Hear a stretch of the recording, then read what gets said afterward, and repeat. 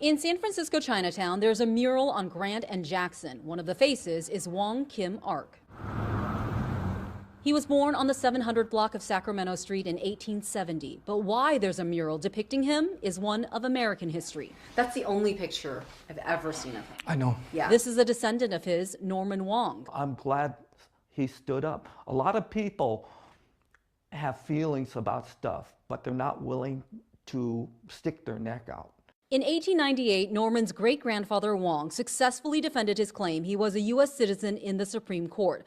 Officials were denying Wong re-entry back from China during a wave of anti-Asian sentiment in the country, saying his parents were Chinese nationals at the time of his birth.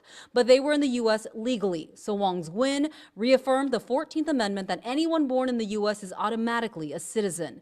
His story was thrust back into the national spotlight. This next order relates to the definition of birthright citizenship under the 14th Amendment of the United States. Anti-immigration advocates are pressing for another interpretation, saying Wong's story isn't the same because his family was here legally.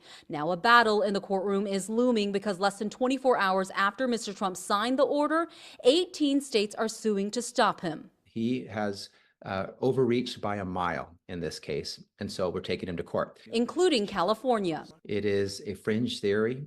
It should be rejected outright.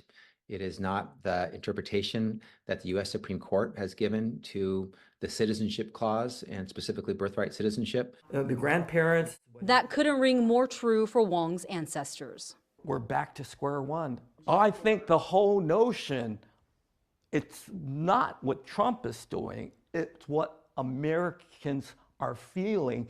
We're trying to blame our problems on them.